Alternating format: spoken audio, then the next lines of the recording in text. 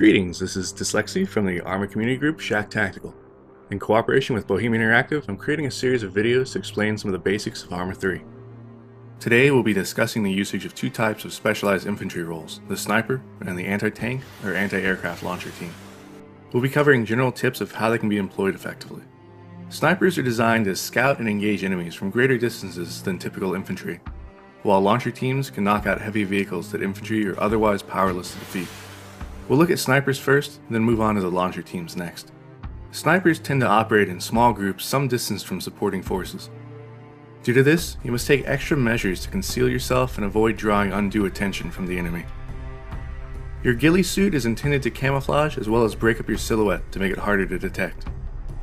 The key to this being effective lies in picking intelligent places to hide.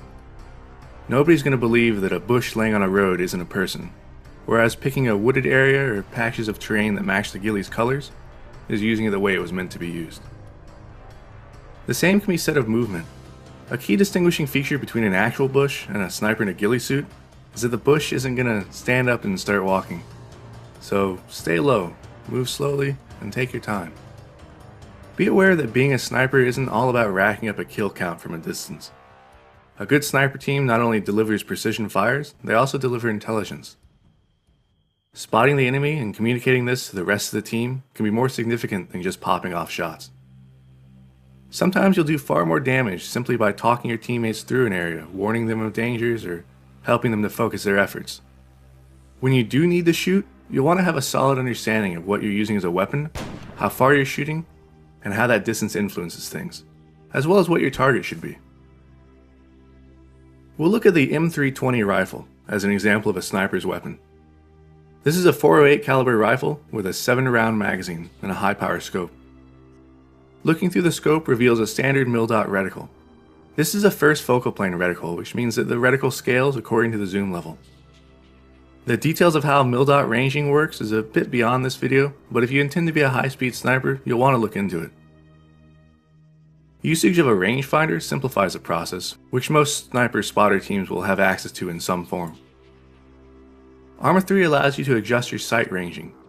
Once you know the range to your target, simply adjust as needed and the center of your crosshair will correspond to that distance. Bear in mind that at extended ranges, the bullet will fly significantly above your point of aim during its flight to the target and will strike with less force than at closer ranges. When you're preparing for an engagement, choose your targets carefully. Focus on high-value targets, leaders, people with powerful weapons, and similar. You generally want to aim for the center of the visible mass of whatever you're shooting at. While headshots can be achieved at closer ranges, a good chest or upper torso hit will kill just as well, and has a benefit of offering a larger target area and less chance for a near miss. You'll want to fire from the most stable stance available to you. Good positions will generally allow you to fire from the prone or in a sitting posture if grass obscures a prone perspective. Before firing, make use of your breath hold key. By default, this happens when holding your right mouse button down. This will help to give you temporary aim stabilization and is essential for long-range accuracy. Be precise. A single shot is hard to detect, so make your first one count. Remember that firing repeatedly from the same location makes it much easier for the enemy to find you and return fire. Waiting for other battlefield noise to occur before firing can help to mask the sound of your shots, as well as potentially keep the enemy from realizing that they're taking sniper fire, as well as what other contact they might have. Most importantly, know when you've become compromised and need to bug out. Sticking around as a two-man sniper team to face off against a concerted enemy push to find and destroy you will not end well for you, particularly if the enemy brings force multipliers like armor, air, or artillery against you. Moving on from snipers, let's take a look at another specialized infantry role, that of anti-tank and anti-aircraft launchers. Rocket or missile launchers come in a few different forms with three primary goals, either to kill vehicles, aircraft, or infantry. Anti-tank launchers are either guided, like the Titan Short and the PCML, or unguided, like the RPG-42. Guided projectiles are known as missiles, while unguided are designated as rockets. Some launchers will have the capability to load different types of rounds, such as anti-tank and anti-infantry munitions. Rocket launchers have reticles that are calibrated for the drop of the rocket over range. This is the RPG-42's reticle.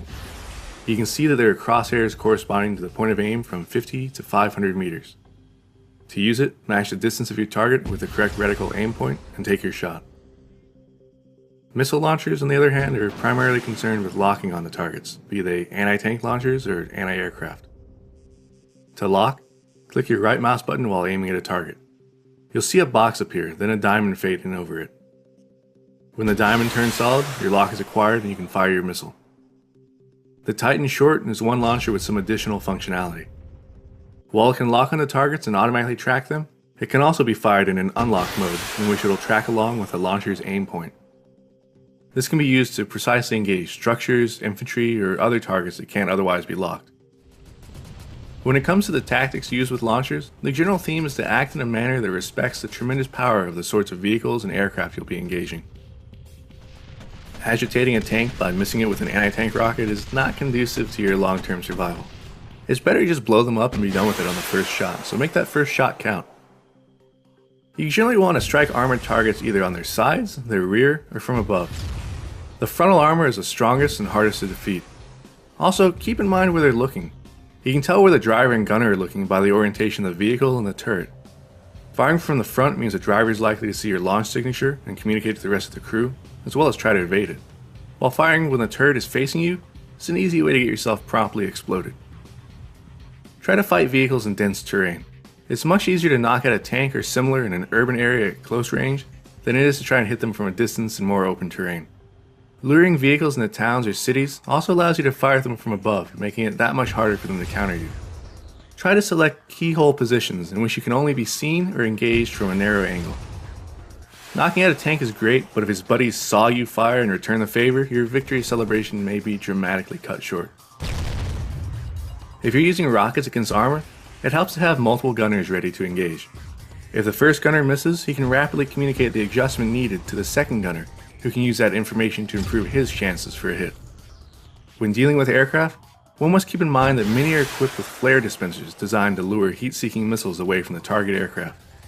Because of this, you want to take extra care to fire only when the aircraft isn't looking in your direction. Giving them advance warning allows them to fire off their flares and potentially defeat the missile. Some dispensers will detect the launch of a missile and engage automatically. If this is the case, you may need to fire 2 missiles in rapid succession to get a higher probability for a kill. 2 separate anti-air gunners are ideal for this. Try to hit the aircraft when they're slow, and if possible, engage them from the rear or sides for maximum effect. The key to survival, whether you're an anti-tank or anti-aircraft gunner, is to stay aware of your environment, stay aware of the enemy threat, and employ your weapons such that the odds are stacked as highly in your favor as possible. As with all things, practice makes perfect. The more time you invest in learning how to fight tanks and aircraft as a launcher-equipped infantry, the more likely you are to succeed when it matters. For more community guide videos, be sure to subscribe to the official Arma 3 YouTube channel. For other Arma 3 updates, keep track of the official website, Facebook, and Twitter pages. If you'd like more in-depth tutorial and multiplayer gameplay of Arma 3 and previous Arma games, I'd also recommend you check out my channel here. This is Dyslexy, and I'll see you on Altus.